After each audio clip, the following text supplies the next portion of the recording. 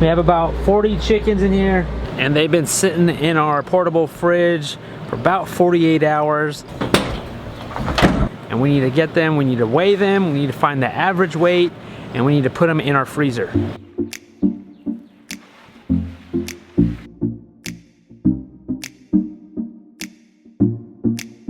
Right away, these birds already look pretty big.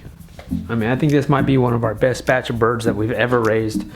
We fed these guys all organic feed, moved them on grass at least twice a day. It helps me out when I'm cooking a recipe to know what the bird weighs. So I don't accidentally grab a 6 pound, I mean, it's obvious, but you know, I don't accidentally grab a 6 pound bird and a 4 pound bird and then put them together and wonder why one cooks faster than the other. Usually I'll know, but also, just for the time, I don't want to overcook the bird in the oven. If I'm doing an oven or if I'm doing a smoker, I can know what the bird weighs and then know how much time to give it for cooking. After we weigh them, we're gonna put them in these totes. We got these for our pig butchery that we did last year, and we use them often now. I like to write what batch this is. This is the June batch in 2022, and these are the big red broilers. It helps if you have a deep chest freezer and it's filled with a bunch of chickens at the end of the year. You kind of want to get the ones that you harvested first because those are the older ones. 6.5. Is that the biggest one so far? How many chickens do you guys go through with your family a week? If you're eating 1 chicken a week, you know, you're looking at 52 chickens that you need to raise. I think we're eating about 2 chickens a week. I mean, it depends. I mean, if we have people over, you know, we're cooking more chicken. So that's why we cook a lot of chicken. Yeah, I think if it's just us, we go through 1 chicken a week. We eat other meat. But if we have people over, then we'll go through more chicken. 10 of these chickens we did give away to the workshop attendees. So thank you guys for being here, for helping us out, and just wanting to learn. We also raised some for Lorraine's parents. We also, you know, barter. I'll pay you in chicken. Penelope's writing down all the weights. These have holes. Sometimes the neck will poke out through the bottom because it's it can be a little sharp. So it's okay. We'll just piece them out and then package them up separately.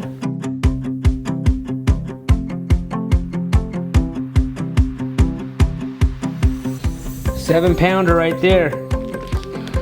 That's a big guy. So nice not to have these freezers in your living room. We had an empty freezer here with all the chicken gone, so now we're filling it back up. So we listed all the weights. We took the average plus everything here, divided by the number of chickens. Beep boop, beep boop, beep boop, beep boop. Don't do chicken math in public. Do it in the privacy of your own home. Yeah, do it in the privacy of your own home, please. But we have 129 pounds total for, this is just 24 birds. We raised more than that, 10 more. But the people's, for the workshop, they took that home, so we didn't add those. So this is only 24 birds that we're doing here. 129 pounds, 24 birds, average weight of almost 5.5 pounds average. Do you like this Excalibur? Yes. This is really nice, and it lasts way longer than the commercial ones that you get like at Walmart. Or not commercial, they're just like standard ones that you get at Walmart. This is a commercial one. Yeah. Every year we're realizing that, you know, buying commercial things like machines like this or like a mower, we're kind of on a commercial scale at this point. So if you're always doing this year after year, month after month, you got to think about that. Like, you know, the cheap plastic ones are not gonna cut it anymore. Whenever we piece out a chicken, we like to vacuum seal them, and then before we vacuum seal them, we'll add some seasoning to it. We're cleaning livers, hearts. Look at all this fat, guys. That's fat. That's one of the reasons why we like the Red Rangers, because they do have a lot of fat, more fat than the Cornish crosses. And what I'm doing is just rinsing off. Sometimes there could be like a little feather attached to them or a piece of grass from butchering day. And I'm just giving them a rinse under cold water, keeping them cold, and then we will vacuum seal them in portion-sized bags. Just to let you guys know that we are going to be in Durham, North Carolina, for another chicken processing day. We're gonna be processing chickens and teaching a class about it with our friends from Grass Grazed Farm, and that's where their farm's at in Durham. So we're gonna be that. If you guys are interested in that, and I'll leave the link down below so you can check that out.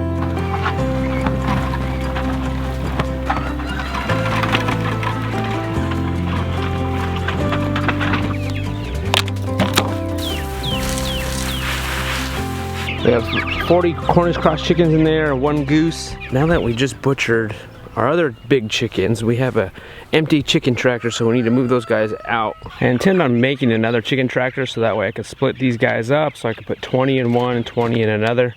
And I hope that it'll work out with this garter goose.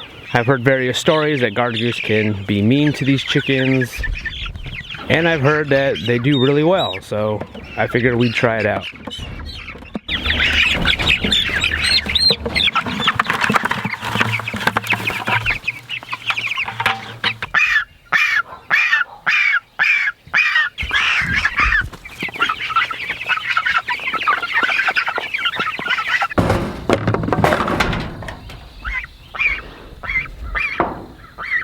Turkeys are doing good.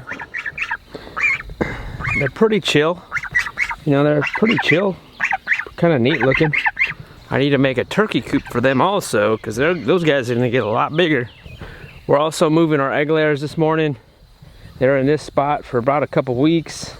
Usually we've been moving them about every 2 weeks. Freddie, what's up? When we move them, sometimes we'll move them in the coop, or we'll just kind of let them free range for the day. Then eventually they'll all gravitate towards the coop at night.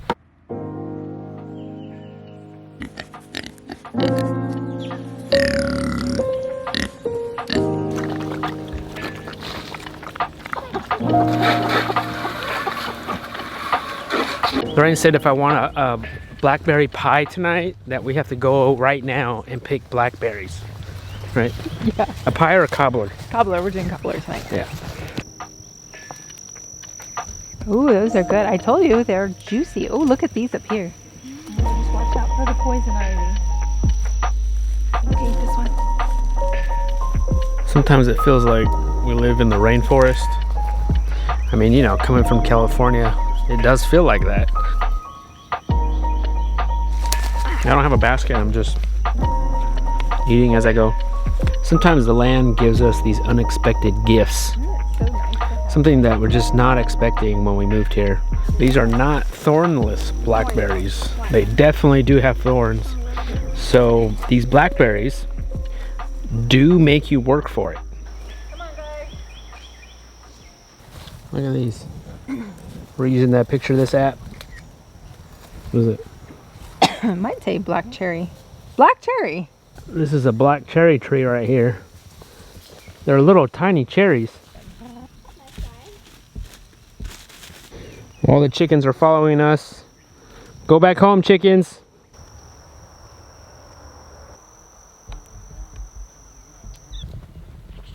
We made it on top of the property, and this is where we usually pick huge patches of blackberries. This is where I mowed down quite a bit. I mean, there was a lot more than this. I mean, all this was blackberries. What I mowed didn't feel like even put a dent on this stuff. Picking blackberries have been an every night thing for us lately. Usually after dinner it's cooler. We come out here and pick blackberries. I mowed sections here, like I mowed right through this blackberry patch so we could get in there. It's about half a gallon. It's so crazy how we could come out here like 2 days ago and we thought we picked everything. And then here we are today and there's like so much more.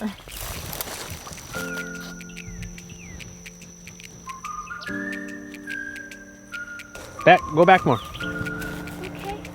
All right, throw it and I'll try to catch my mouth. Okay. Okay, go ahead. No, You gotta do a high though. You gotta do a high. Okay, I'll So do it comes to me. Okay. Don't like throw it like a fast pitch. Like this? Flick it? No, just throw it. Like throw it like that. Ah, I got it. Oh my gosh. I got it. Oh, Hey, chickies. Come on.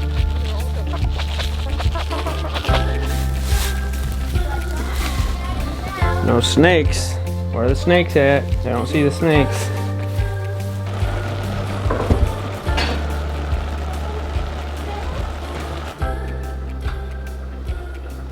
We're a small family. We don't need much.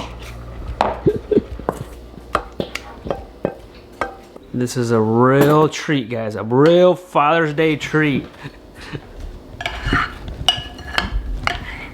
Oh my gosh.